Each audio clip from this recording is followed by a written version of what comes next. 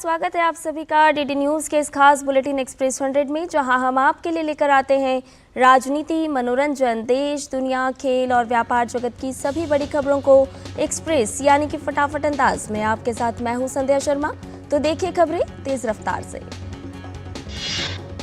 प्रधानमंत्री नरेंद्र मोदी आज दूसरे voice of global south summit के उद्घाटन सत्र का नेतृत्व करेंगे। भारत इस शिखर सम्मेलन का आयोजन वर्चुअल रूप से कर रहा है। Voice of global south summit के उद्घाटन सत्र की थीम है सबके विकास के लिए सबका साथ और समापन सत्र का विषय है ग्लोबल साउथ, एक भविष्य के लिए सबका साथ। Voice of global south summit उद्घाटन सत्र के बाद मंत्री स्तर के 4 सेशन होंगे। इसमें विदेश मंत्री, शिक्षा मंत्री, वित्त मंत्री और पर्यावरण मंत्री शामिल होंगे। दोपहर बाद मंत्रियों के 4 और समानांतर सत्र आयोजित किए जाएंगे। ग्लोबल साउथ शिखर सम्मेलन में वैश्विक घटनाक्रम से उत्पन्न चुनौतियों पर विचार विमर्श किया जा सकता है। इनमें इजराइल और फिलिस्तीन जैसे मुद्दे भी हो सकते हैं शामिल। सम्मेलन में भारत की G20 की अध्यक्षता में आयोजित बैठकों में हासिल किए गए महत्वपूर्ण परिणामों को ग्लोबल साउथ देशों के साथ साझा करने पर ध्यान केंद्रित किया जाएगा। मध्य प्रदेश विधानसभा चुनाव के लिए आज सभी 230 सीट पर मतदान हो रहा है। छत्तीसगढ़ में भी दूसरे चरण में आज 70 विधानसभा सीट पर चुनाव हो रहे हैं। नतीजे 3 दिसंबर को आएंगे। सोशल मीडिया मंच एक्स पर प्रधानमंत्री ने विश्वास जताया कि मध्य प्रदेश और छत्तीसगढ़ में मतदाता पूरी गर्मजोशी से मतदान करेंगे और लोकतंत्र के इस महापर्व की रौनक बढ़ाएंगे। प्रधानमंत्री ने हर वोट को लोकतंत्र के लिए बहुमूल्य बताया। मध्य प्रदेश के चुनाव में 2533 प्रत्याशियों की किस्मत का फैसला 5.59 करोड़ से अधिक मतदाता करेंगे। 2,87,82,261 पुरुष और 2,71,99,586 महिला मतदाता हैं। 1292 थर्ड जेंडर मतदाता हैं। छत्तीसगढ़ में मतदान के लिए सवेरे 8 बजे से शाम 5 बजे तक का समय है। केवल बिंद्रानवागढ़ विधानसभा क्षेत्र के 9 मतदान केंद्रों में सवेरे 7 बजे से दोपहर 3 बजे तक मतदान होगा। छत्तीसगढ़ के द्वितीय चरण के 70 विधानसभा क्षेत्रों में कुल 958 उम्मीदवार अपना भाग्य आजमा रहे हैं, जिनमें 827 पुरुष, 130 महिला और 1 तृतीय लिंग है। छत्तीसगढ़ में मुख्यमंत्री भूपेश बघेल, विधानसभा अध्यक्ष चरणदास महंत, उप मुख्यमंत्री टीएस सिंहदेव और भाजपा के प्रदेश अध्यक्ष अरुण साव समेत डॉक्टर रमन सिंह बड़े नाम हैं जो चुनाव लड़ रहे हैं। छत्तीसगढ़ में कुल 18,833 मतदान केंद्र बनाए गए हैं। इनमें से 727 ऐसे बूथ हैं जहां महिला मतदान कर्मियों को तैनात किया गया है। मध्य प्रदेश के नक्सल प्रभावित निर्वाचन क्षेत्रों में भी सुबह 7 से दोपहर 3 बजे तक का मतदान का समय है। बाकी इलाकों में वोटिंग का समय सुबह 7 बजे से शाम 5 बजे तक है। मध्य प्रदेश में मतदान के लिए कुल 64,626 मतदान केंद्र बनाए गए हैं, जिनमें 64,523 मुख्य और 103 सहायक मतदान केंद्र शामिल हैं। मध्य प्रदेश के इस चुनाव में कई दिग्गजों की किस्मत दांव पर लगी है। शिवराज सिंह चौहान और कमलनाथ समेत कैबिनेट के तमाम मंत्री भी जीत के लिए पूरी ताकत झोंक चुके हैं। मध्य प्रदेश में नरेंद्र सिंह तोमर, प्रहलाद पटेल, फग्गन सिंह कुलस्ते, राकेश सिंह और गणेश सिंह जैसे कई बड़े चेहरे हैं जो केंद्र में मंत्री और सांसद हैं और विधानसभा का चुनाव लड़ रहे हैं। छिंदवाड़ा में मध्य प्रदेश के कांग्रेस अध्यक्ष और पूर्व मुख्यमंत्री कमलनाथ ने वोट डाला और कहा कि ये जनता तय करेगी कि कांग्रेस की कितनी सीटें आएंगी। बीजेपी नेता और केंद्र में मंत्री अमित शाह आज राजस्थान चुनाव के लिए अजमेर जिले में कई रैली और रोड शो करेंगे। पहली जनसभा शाम करीब 4 बजे विजयनगर में होगी। तेलंगाना विधानसभा चुनाव के लिए आज कांग्रेस पार्टी हैदराबाद में अपना घोषणा पत्र जारी करेगी। इसके लिए खुद कांग्रेस अध्यक्ष मल्लिकार्जुन खड़गे मौजूद होंगे। हैदराबाद में घोषणा पत्र जारी करने के बाद आज कांग्रेस अध्यक्ष मल्लिकार्जुन खड़गे आज मलकानगिरी में चुनाव रैली करेंगे। कांग्रेस के पूर्व अध्यक्ष राहुल गांधी आज चुनावी राज्य तेलंगाना में कई रैली करेंगे और पद यात्रा भी निकालेंगे। पहली जनसभा पिनापाका में होगी। वारंगल में पद यात्रा भी करेंगे। तेलंगाना में मुख्यमंत्री के चंद्रशेखर राव बीआरएस उम्मीदवार के प्रचार के लिए राज्य का तूफानी दौरा कर रहे हैं। केसीआर लगातार विपक्षी दलों के हमलावर रुख का अपना ही अंदाज में जवाब दे रहे हैं। तेलंगाना में 30 नवंबर को होने वाले विधानसभा चुनाव के लिए आगामी दिनों में प्रधानमंत्री नरेंद्र मोदी और कई केंद्रीय मंत्रियों के अलावा बीजेपी शासित राज्यों के मुख्यमंत्री बीजेपी के लिए प्रचार तेज करेंगे। तेलंगाना में विधानसभा चुनाव के लिए नामांकन पत्र वापस लेने की समय सीमा समाप्त हो गई है। नामांकन पत्रों की जांच के दौरान 2898 नामांकन पत्र वैध पाए गए हैं। उद्धव ठाकरे ने निर्वाचन आयोग को पत्र लिखकर पूछा है कि क्या आचार संहिता में बदलाव किए गए हैं। उन्होंने कर्नाटक और मध्य प्रदेश विधानसभा चुनाव में देवी देवताओं और धर्म के नाम पर चुनाव प्रचार और वादों की घोषणा की ओर आयोग का ध्यान दिलाया। एएसआई की टीम आज ज्ञानवापी परिसर में लगभग 3 माह तक चले वैज्ञानिक सर्वे की रिपोर्ट वाराणसी कोर्ट में सौंपेगी। ज्ञानवापी से जुड़े तथ्यों और घटनाक्रम वाले सर्वे रिपोर्ट पर सभी की नजर है। उत्तरकाशी जिले में निर्माणाधीन सिलक्यारा सुरंग में फंसे श्रमिकों को सुरक्षित निकालने के लिए राहत और बचाव अभियान जारी है। मुख्यमंत्री पुष्कर सिंह धामी राहत और बचाव अभियान की लगातार निगरानी कर रहे हैं। उत्तराखंड के मुख्यमंत्री पुष्कर सिंह धामी ने कहा है कि कठिन परिस्थितियों के बावजूद सिलक्यारा सुरंग में बचाव अभियान जल्द से जल्द पूरा किया जाएगा। भारतीय वायुसेना 23 और 24 नवंबर को अंबाला छावनी वायुसेना केंद्र पर एयर शो का आयोजन करेगी। सूर्य किरण और आकाश गंगा की टीम वायुसेना के विमानों के साथ अपने कौशल का प्रदर्शन करेंगी। अंबाला में वायुसेना ने एयर शो के लिए सभी आवश्यक व्यवस्थाएं कर ली हैं। सुरक्षा के मद्देनजर वायुसेना केंद्र के आसपास ड्रोन उड़ाने पर रोक के लिए धारा 144 के तहत आदेश जारी किए जा चुके हैं। दिल्ली एनसीआर में आज सुबह वायु गुणवत्ता का स्तर 500 के पार चला गया। दिल्ली, गाजियाबाद समेत एनसीआर के तमाम हिस्सों में प्रदूषण की चादर बिछी हुई है। आने वाले कुछ दिनों में कोहरा भी छाने लगेगा। मुंबई में भी प्रदूषण से हवा की क्वालिटी खराब हो रही है। यहां रोज सुबह आसमान में धुंध छाई हुई है। सूर्य की उपासना का महापर्व छठ आज नहाए खाए के साथ शुरू हो गया। इस दिन अरवा चावल, चने की दाल और कद्दू की सब्जी का प्रसाद बनाया जाता है। छठ पर्व के दूसरे दिन को खरना के रूप में जाना जाता है, जबकि इसके अगले 2 दिनों तक भगवान भास्कर को अर्घ्य दिया जाता है। आखिरी दिन व्रती पारण करेंगे। इसके साथ ही छठ का महापर्व समाप्त हो जाएगा। अंतर्राष्ट्रीय व्यापार मेले में आयोजित सरस मेले का औपचारिक शुभारंभ ग्रामीण विकास मंत्रालय के सचिव शैलेश कुमार सिंह ने किया। ये मेला ग्रामीण महिला स्वयं सहायता समूहों को मार्केटिंग का प्लेटफॉर्म उपलब्ध करवाता है। अंतर्राष्ट्रीय व्यापार मेले में झारखंड के सावरमल लाख की ऐसी चूड़ियां लेकर आए हैं जिनमें लाइट और ब्लूटूथ को उन्होंने लगाया है। इसमें छोटा स्पीकर भी है जो इन चूड़ियों में संगीत तो जरूर सुनाता है, साथ ही दिखाई नहीं देता। आज विश्व सर्वाइकल कैंसर दिवस है। इसका उद्देश्य है गर्भाशय के मुख या ग्रीवा के कैंसर के प्रति जागरूकता बढ़ाना। एचपीवी के टीकाकरण से इसमें बचाव संभव है। मालदीव के नवनिर्वाचित राष्ट्रपति डॉक्टर मोहम्मद मुइज़्ज़ू का आज शपथ ग्रहण समारोह होगा। डॉक्टर मुइज़्ज़ू ने हाल ही में सितंबर में हुए चुनाव में निवर्तमान राष्ट्रपति सोलिह को हराया था। केंद्रीय पृथ्वी विज्ञान मंत्री किरेन रिजिजू मालदीव के राष्ट्रपति डॉक्टर मोहम्मद मुइज़्ज़ू के शपथ ग्रहण समारोह में भारत का प्रतिनिधित्व करेंगे। उद्घाटन समारोह में 46 देशों के गणमान्य व्यक्ति भाग लेंगे। भारत ने म्यांमार पर भूमिका स्पष्ट करते हुए कहा है कि भारतीय क्षेत्र के मिजोरम में म्यांमार के नागरिकों की आवाजाही रही है। भारत ने म्यांमार में शांति की वापसी का आह्वान दोहराया। गाजा सिटी के सबसे बड़े अल शिफा अस्पताल में इजरायली सेना एक कमरे की तलाशी ले रही है और अनुमान है कि अस्पताल की पूरी तलाशी में कुछ हफ्ते लग सकते हैं। गाजा पट्टी में फोन और इंटरनेट संचार पूरी तरह बंद हो गया है। टेलीकॉम कंपनी ने कहा है कि लैंडलाइन, फोन और वाईफाई की सुविधा पूरी तरह अनुपलब्ध रहेगी। अस्पताल के डायरेक्टर ने कहा है कि हालात बहुत भयावह हैं।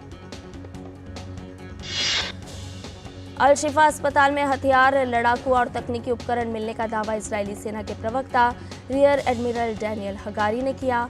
कहा कि अस्पताल से हथियार, ग्रेनेड, गोला बारूद और फ्लैग जैकेट सहित कुछ सामग्री बरामद की गई है। गाजा में स्वास्थ्य मंत्रालय के मुताबिक ताजा संघर्ष के दौरान गाजा पट्टी के 35 में से 26 अस्पतालों ने काम करना बंद कर दिया है। अमेरिका के पूर्व वरिष्ठ सलाहकार का कहना है कि देश में इजरायली प्रधानमंत्री बेंजामिन नेतन्याहू की स्थिति राजनीतिक रूप से काफी जोखिम भरी बन गई है। तुर्की के राष्ट्रपति तैयब एर्दोगन ने इजरायल के पास परमाणु बम होने का दावा किया है। एर्दोगन ने प्रधानमंत्री बेंजामिन नेतन्याहू इजरायल के पास परमाणु बम है या नहीं ये स्पष्ट करने की अपील भी की है।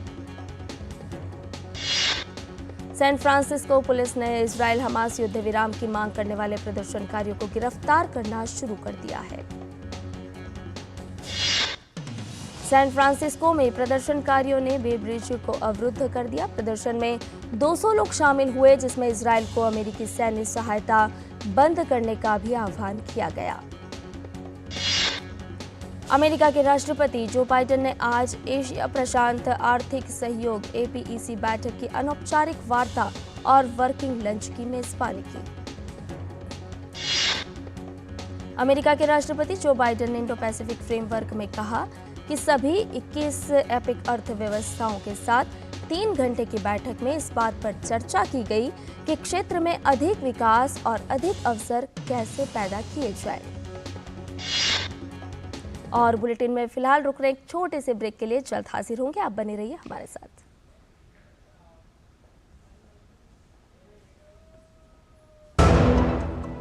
अब क्या देख रहे हो पापा? तुम कहते हो ना कि स्टॉक मार्केट में बहुत सोच समझकर इन्वेस्ट करना चाहिए, बस थोड़ा सा ज्ञान ले रहा हूं। किससे? हर एक स्टॉक्स एक्सपर्ट है, मस्त एजुकेशनल वीडियोस बनाता है और अच्छी इन्वेस्टमेंट की टिप्स भी देता है। पापा इन वीडियोस पे ना जाएं, अपना रिसर्च खुद करें या सेबी रजिस्टर्ड इन्वेस्टमेंट एडवाइजर से संपर्क करें। एजुकेशन के नाम पर कुछ इन्फ्लुएंसर्स अक्सर इन्वेस्टर को मिसगाइड करते हैं, नुकसान आपका होगा।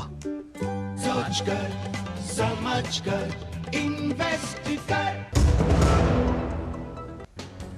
और ब्रेक के बाद एक्सप्रेस 100 में आपका एक बार फिर से स्वागत है। ये बाकी की खबरों को जानें फटाफट अंदाज में। जो बाइडेन ने कहा कि बैठक में जलवायु परिवर्तन से निपटने के उपायों पर खास तौर पर चर्चा की गई। बाइडेन ने कहा कि अभी बहुत काम करना है, लेकिन हमने पर्याप्त प्रगति की है। जो बाइडेन ने भारत सहित प्रमुख देशों के साथ सहयोगात्मक प्रयासों पर विशेष जोर देने के साथ सेमीकंडक्टर आपूर्ति को मजबूत करने के लिए अमेरिका की प्रतिबद्धता को दोहराया। तीसरे देश के माध्यम से यूक्रेन को हथियारों की कथित बिक्री के बारे में साप्ताहिक प्रेस वार्ता में पूछे गए सवाल पर पाकिस्तान ने कहा कि उसने यूक्रेन या रूस को हथियार मुहैया नहीं कराए हैं, क्योंकि वह दोनों देशों के बीच संघर्ष में तटस्थ है। राष्ट्रपति वोलोदिमीर ज़ेलेंस्की ने कहा कि यूक्रेन ने ब्लैक सी में रूस के नौसैनिकों के बेड़े को पीछे हटने के लिए मजबूर कर दिया है। इस दौरान उन्होंने तुर्की, बुल्गारिया, रोमानिया और मोल्दोवा को उनके समर्थन के लिए धन्यवाद दिया। तुर्की के राष्ट्रपति तैयब एर्दोगन ने इजरायल के पास परमाणु बम होने का दावा किया है। एर्दोगन ने प्रधानमंत्री बेंजामिन नेतन्याहू इजरायल के पास परमाणु बम है या नहीं ये स्पष्ट करने की अपील भी की है। विपक्षी बांग्लादेश नेशनलिस्ट पार्टी यानी कि BNP ने 7 जनवरी के आम चुनाव को रद्द करने की मांग करते हुए 48 घंटे की राष्ट्रव्यापी हड़ताल का आह्वान किया। विपक्ष ने साथ ही दावा किया कि इस चुनाव का उद्देश्य प्रधानमंत्री शेख हसीना की सत्तारूढ़ अवामी लीग सरकार को लगातार चौथे कार्यकाल के लिए सत्ता में लाना है। यूरोपीय संघ ने इस महीने की शुरुआत में नेपाल के दूर दराज के पहाड़ी इलाकों में आए भूकंप से पीड़ितों की सहायता के लिए हिमालयी राष्ट्र को 20 लाख यूरो की सहायता पैकेज प्रदान किया। भारत में बैंक धोखाधड़ी और मनी लॉन्ड्रिंग के मामलों में वांटेड भगोड़े हीरा कारोबारी नीरव मोदी ने ब्रिटेन की एक अदालत से कहा है कि वह सालों तक इंग्लैंड में रह सकता है। नीरव मोदी ने कहा कि कुछ कानूनी कार्रवाई के कारण उसका प्रत्यर्पण टल सकता है। 52 साल के नीरव मोदी को लंदन उच्च न्यायालय में अपनी असफल प्रत्यर्पण अपील कार्रवाई के कारण लगी जुर्माने के संबंध में टेम्ससाइड जेल से वीडियो कॉन्फ्रेंस के माध्यम से सुनवाई के लिए पेश किया गया। वित्त मंत्री निर्मला सीतारमण ने तिरुपति सीजीएसटी आयुक्त कार्यालय में जीएसटी भवन के शिलान्यास समारोह में कहा कि आंध्र प्रदेश के लिए जीएसटी सेवा केंद्रों के माध्यम से बायोमेट्रिक माध्यम के आधार प्रमाणीकरण को मंजूरी दी गई है। देश में चावल, गेहूं और आटे की खुदरा कीमत नियंत्रित करने के लिए सरकार द्वारा 21वीं ई नीलामी की गई। इस ई नीलामी के दौरान खुले बाजार बिक्री योजना के तहत 2334 बुलदाताओं को 5830 मैट्रिक टन चावल और 2.84 एलएमटी गेहूं बेचा गया। केंद्रीय आवास मंत्री हरदीप सिंह पुरी ने कहा कि 2014 के बाद से शहरी योजनाओं पर खर्च में काफी इजाफा हुआ है। शहरी विकास में कुल निवेश 2004 से 2014 के बीच के 10 साल की अवधि की तुलना में 10 गुना बढ़कर 18 लाख करोड़ से अधिक हो गया है। उत्तर प्रदेश के मुख्यमंत्री योगी आदित्यनाथ ने कहा कि एक जिला एक उत्पाद इस योजना उत्तर प्रदेश को निर्यात केंद्र के रूप में विकसित और रोजगार के अवसर पैदा करने में मदद कर रही है। भारतीय अंतर्राष्ट्रीय व्यापार मेले में उत्तर प्रदेश मंडप का उद्घाटन करने के लिए पहुंचे योगी आदित्यनाथ ने कहा कि उत्तर प्रदेश अब एक राजस्व अधिशेष राज्य है और बीमारू राज्यों की श्रेणी से बाहर आ चुका है। भारत, अमेरिका और समृद्धि के लिए एशिया प्रशांत आर्थिक व्यवस्था के 12 अन्य सदस्यों के बीच निष्पक्ष और स्वच्छ अर्थव्यवस्था समझौतों पर बातचीत पूरी हो गई है। आपूर्ति व्यवस्था को मजबूत करने के लिए समझौते पर हस्ताक्षर के बाद इसकी घोषणा की गई। हिमाचल प्रदेश के मुख्यमंत्री सुखविंदर सिंह सुक्खू ने ऊर्जा विभाग के अधिकारियों को सौर ऊर्जा योजना के लिए जल्द से जल्द दिशा निर्देश तैयार करने के निर्देश दिए। ऊर्जा विभाग की एक बैठक की अध्यक्षता करते हुए उन्होंने कहा कि मौजूदा सरकार ने राज्य के युवाओं को 100 किलोवाट से 1 मेगावाट तक की सौर ऊर्जा परियोजनाओं की स्थापना पर 40% अनुदान देने की घोषणा की है। अंतर्राष्ट्रीय स्तर पर तेल की कीमतों में नरमी के बाद सरकार ने देश में उत्पादित कच्चे तेल तथा डीजल के निर्यात पर अप्रत्याशित लाभ कर में गुरुवार को कटौती की। जेएसडब्ल्यू इंफ्रास्ट्रक्चर को कर्नाटक के केनी बंदरगाह पर सार्वजनिक निजी भागीदारी के आधार पर हर मौसम के अनुकूल गहरे पानी हरित क्षेत्र वाला बंदरगाह विकसित करने का आवंटन पत्र मिला है। यह ठेका 4119 करोड़ रुपए का है। Charting new Horizons CEOs is catalyst in the US-India partnership कार्यक्रम में केंद्रीय मंत्री पीयूष गोयल ने भारत और अमेरिका के बीच सहयोग बढ़ाने में चार्टर्ड अकाउंटेंट की भूमिका पर जोर दिया। विज्ञापन उद्योग की स्वनियामक संस्था ASCI ने कंपनियों द्वारा खुद को भ्रामक रूप से पर्यावरण अनुकूल दिखाने यानी ग्रीन वॉशिंग से बचने के लिए विभिन्न दिशा निर्देशों का प्रस्ताव रखा। भारतीय विज्ञापन मानक परिषद इस संबंध में 9 सूत्रीय मसौदा लेकर आई है। ASCI ने एक बयान में कहा कि इन दिशा निर्देशों का उद्देश्य ग्रीन वॉशिंग की जांच करना है। घरेलू स्तर पर उत्पादित कच्चे तेल पर विशेष अतिरिक्त उत्पाद शुल्क या SAED के रूप में लगाया जाने वाला कर 9,800 रुपये प्रति टन से घटाकर 6,300 रुपये प्रति टन कर दिया गया है। सलाहकार फर्म ग्रांट थॉर्नटन ने कहा कि अक्टूबर में हुए विलय एवं अधिग्रहण सौदों का मूल्य सितंबर की तुलना में 41% घटकर $2.15 अरब रहा। सितंबर में $3.65 अरब मूल्य के सौदे हुए थे। ऑस्ट्रेलिया ने आईसीसी विश्व कप के फाइनल में स्थान बना लिया है।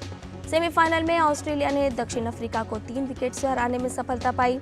फाइनल में रविवार को भारत से सामना होगा। दक्षिण अफ्रीका से जीत के लिए मिले 213 रन के लक्ष्य को ऑस्ट्रेलिया ने 48वें ओवर में 7 विकेट खोकर हासिल कर लिया। ट्रेविस हेड ने 60 रन की पारी खेली। पहले बल्लेबाजी करते हुए दक्षिण अफ्रीका की पूरी टीम 49 ओवर 4 गेंद में 213 रन बनाकर आउट हो गई। दक्षिण अफ्रीका के लिए डेविड मिलर ने शतकीय पारी खेलते हुए 101 रन बनाए। ऑस्ट्रेलिया के लिए स्टॉक और कमिंस ने 3-3 विकेट लिए। केंद्रीय खेल मंत्री अनुराग सिंह ठाकुर ने भारतीय क्रिकेट टीम की शानदार जीत पर उन्हें बधाई दी है। खेल मंत्री ने रिकॉर्ड 50वां शतक लगाने पर विराट कोहली, 7 विकेट लेकर टीम को जीत दिलाने वाले मोहम्मद शमी की भी तारीफ की। क्रिकेट वर्ल्ड कप का फाइनल मुकाबला अहमदाबाद में रविवार को नरेंद्र मोदी स्टेडियम में होगा। टीम इंडिया 2003 के फाइनल मुकाबले में ऑस्ट्रेलिया से हार का बदला लेने के इरादे से उतरेगी। और बुलेटिन में फिलहाल रुकने एक छोटे से ब्रेक के लिए जल्द हाजिर होंगे। तुम्हें पता है इन्वेस्टर्स के लिए कि इन्वेस्टर प्रोटेक्शन फंड होता है IPF, लेकिन अगर तुम्हारा ट्रेड एक्सचेंज पर एग्जीक्यूट नहीं हुआ या फिर कोई गारंटीड रिटर्न्स वाली स्कीम है तो ये IPF आपकी मदद नहीं कर सकता है। और अगर आपका ब्रोकर ही डिफॉल्टर बन जाए तो फिर IPF आपको कॉम्पेंसेशन दिला सकता है। कहाँ से सीखा? NSE की साइट पर। सोचकर समझकर इन्वेस्ट कर। और ब्रेक के बाद एक्सप्रेस 100 में आपका एक बार फिर से स्वागत है। भारतीय टीम को स्टेडियम में करीब 1.25 लाख दर्शकों का साथ मिलेगा। फाइनल से पहले भारतीय वायुसेना की सूर्य किरण की टीम का हवाई शो आयोजित किया जाएगा। भारत दौरे पर आए इंग्लैंड के फुटबॉल आइकन डेविड बेकहम ने भारतीय कप्तान रोहित शर्मा से मुलाकात की। इस दौरान रोहित ने बेकहम को 45 नंबर की टीम इंडिया की जर्सी गिफ्ट की। वहीं बेकहम ने उन्हें अपनी रियल मैड्रिड की 23 नंबर की टी-शर्ट दी। पूर्व कप्तान मोहम्मद हफीज को पाकिस्तान क्रिकेट टीम का टीम निदेशक नियुक्त किया गया है। पाकिस्तान के विश्व कप के लीग चरण से बाहर होने के बाद हफीज को अब टीम को नया स्वरूप देने की जिम्मेदारी सौंपी गई है। जापान मास्टर्स बैडमिंटन प्रतियोगिता में भारत की चुनौती समाप्त हो गई है। भारत के HS प्रणॉय दूसरे दौर के संघर्षपूर्ण मुकाबले में चीनी ताइपे के चोउ टिएन चेन से हारकर बाहर हो गए हैं। एशियाई खेलों के कांस्य पदक विजेता प्रणॉय ने पहला गेम जीता, लेकिन वह इसका फायदा नहीं उठा पाए। विश्व में 12वें नंबर के खिलाड़ी चेन ने उन्हें 73 मिनट में 21-19, 16-21, 19-21 से शिकस्त दी। भारतीय राष्ट्रीय राइफल महासंघ ने 2024 पेरिस ओलंपिक के लिए अपनी चयन नीति में एक बड़ा संशोधन किया है। फायर आर्म श्रेणी में ओलंपिक कोटा विजेताओं के लिए केवल 2 बोनस अंक और एयर गन निशानेबाजों को 1 बोनस अंक देने का प्रावधान रखा गया है। भारत के शीर्ष गोल्फ खिलाड़ी गगनजीत भुल्लर ने बोगी रहित 8 अंडर 63 के कार्ड के साथ इंडोनेशिया मास्टर्स में शानदार शुरुआत की है। इंडोनेशिया में भुल्लर की पिछली जीत प्रेसिडेंट इनविटेशनल 2022 में इंडोनेशिया ओपन में हुई थी। नेहा त्रिपाठी ने विमेन प्रो गोल्फ टूर के दूसरे दौर में 1 ओवर 73 का रिकॉर्ड खेलने के बाद तालिका में शीर्ष पर 4 शॉट की बढ़त बना ली है। नेहा ने दूसरे दौर में शुरुआत में डबल बोगी पर बैठी, लेकिन उन्होंने इससे उबरकर अच्छी वापसी की। रूस के डेनिल मेदवेदेव ने ATP वर्ल्ड टूर फाइनल्स के सेमीफाइनल में स्थान बना लिया है। मेदवेदेव ने अपनी जीत के सिलसिले को बरकरार रखते हुए दूसरे ग्रुप मैच में जर्मनी के अलेक्जेंडर ज्वेरेव को 7-6, 6-4 से शिकस्त दी। स्पेन के टेनिस स्टार राफेल नडाल ने अपनी चोट में सुधार की बात कही है। हालांकि उन्होंने ये नहीं बताया कि कोर्ट पर उनकी वापसी कब होगी। उन्होंने ये बात बार्सिलोना में एक समारोह में कही। बॉलीवुड अभिनेता अनुपम खेर ने web series the freelance the conclusion से OTT डेब्यू किया है। 4 सीजन 1 सितंबर को रिलीज हो चुके हैं, बाकी एपिसोड 15 दिसंबर को रिलीज किए जाएंगे। शाहरुख खान की फिल्म जवान के साथ बॉक्स ऑफिस पर धमाल मचाने वाले साउथ निर्देशक इटली कुमार अब रजनीकांत के साथ काम करना चाहते हैं। अभिनेत्री काजोल की डीप फेक वीडियो तेजी से सोशल मीडिया पर वायरल हो रही है। इस वीडियो में काजोल के चेहरे का गलत इस्तेमाल किया गया है। 96वां ऑस्कर पुरस्कार समारोह 10 मार्च 2024 को आयोजित किया जाएगा। ऑस्कर अवार्ड्स 2024 को इस बार भी कॉमेडियन जिमी किमेल ही होस्ट करेंगे। हाल ही में द मार्वल्स मूवी रिलीज की गई। अब मेकर्स ने मार्वल कॉमिक्स पर आधारित एक और American super hero movie Madame Web का ट्रेलर जारी किया है। ये फिल्म अगले साल रिलीज होने के लिए तैयार है। भोजपुरी अभिनेता प्रदीप पांडे चिंटू और इंडस्ट्री की सुपरस्टार आम्रपाली दुबे की बहुचर्चित फिल्म विवाद 3 20 नवंबर को पूरे बिहार यूपी में रिलीज होगी। 24 नवंबर को यह फिल्म संपूर्ण भारत में रिलीज होगी। नाना पाटेकर द्वारा सेल्फी लेने आए एक किशोर की पिटाई मामले में अभिनेता ने माफी मांगी है। हालांकि यह कथित कृत्य उनकी आगामी फिल्म जर्नी के सीक्वेंस का हिस्सा है। फिल्म डायरेक्टर जोया अख्तर निर्देशित द आर्चेस 7 दिसंबर को रिलीज होगी। इस फिल्म से शाहरुख खान की बेटी सुहाना खान, श्रीदेवी की छोटी बेटी खुशी कपूर और अगस्त नंदा अपना बॉलीवुड डेब्यू करेंगे। नेहा जोशी को नए शो अटल में पूर्व प्रधानमंत्री अटल बिहारी वाजपेयी की मां कृष्णा देवी वाजपेयी का किरदार निभाएंगे। ब्रिटिश औपनिवेशिक शासन के बैकड्रॉप पर आधारित यह शो वाजपेयी के बचपन की जटिलताओं को उजागर करेगा। एक्ट्रेस जेनिफर विंकेट काफी समय से ब्रेक पर हैं, लेकिन अब जल्द ही एक्ट्रेस फिर से स्क्रीन पर वापसी करने जा रही हैं। ये जानकारी जेनिफर विंकेट ने खुद सोशल मीडिया पर पोस्ट शेयर करके दी है। और एक्सप्रेस न्यूज में फिलहाल इतना ही। हमें दीजिए इजाजत, लेकिन DD न्यूज पर खबरों का सिलसिला लगातार जारी है। नमस्कार।